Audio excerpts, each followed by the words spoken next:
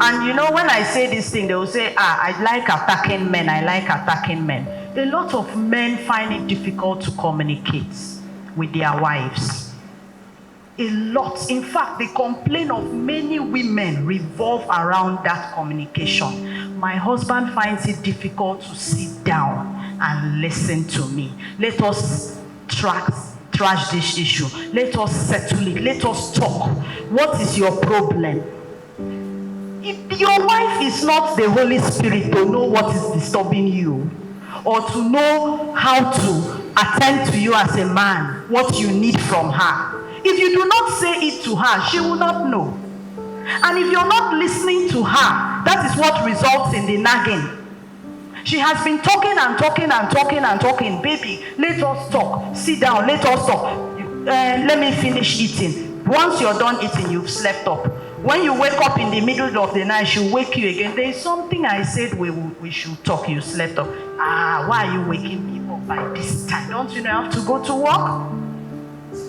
Days to day, weeks to week. You're not listening to her. So what happens is that the day you come back, she has been boiling, it's overflowing. She stands at the door and she's talking like a mad woman. As you're changing clothes, she will be talking. That is one thing I hate about you. You are like this. You don't listen to me. I regret why I married. And you're shouting, hey, nagging wife. You start looking for where to run to. Her feelings have been neglected. Her emotions have been trampled upon. So there's always something that leads to something. Listen. A church that invited me, we had the women and the men. I said, women, do you have, from what has been taught, do you have questions? Almost all the hands were raised. Women had questions. They were pouring out. They were talking. We did not have enough time. When I now got to the guys' session, any question? They were looking at me.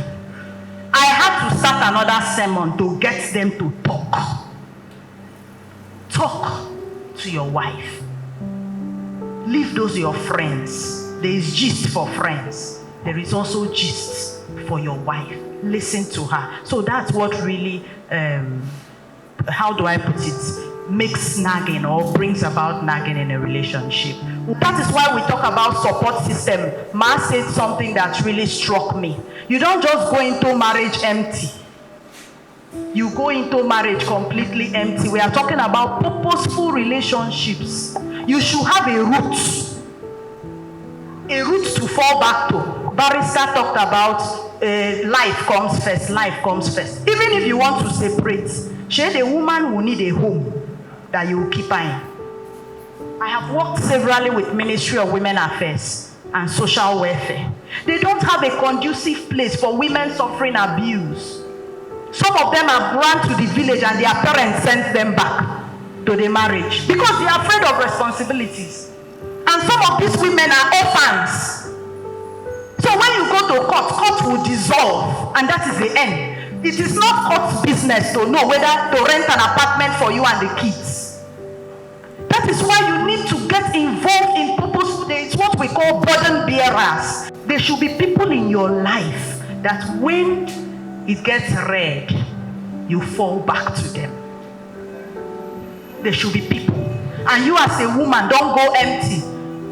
That person that is asking you, when are you getting married? When are you getting married? Tell the person to ask you, when are you getting a job? When are you starting? A lot of parents, they keep saying this. You keep asking your daughter, when are you getting married? You're not interested. She's a graduate. She has been at home. You're not interested to start up a business for her. Your problem is marriage. Asking her, which business did you say you want to start? That skill you want to learn, when are you learning it? Get your daughter fully equipped and ready to fight back. Because we are not praying, but when she will be stranded, you may not be alive. You may not be alive for her to fall back to. So get them fully ready. Let them be rooted and ready for any catastrophe or problem that will arise in marriage. It's difficult for you to break out because you've gotten too involved. You've gotten too involved. That is why I tell young women, shut your legs. shut your legs. It is not to pack your load and go and start living with him. By the time you want to break out, it's difficult.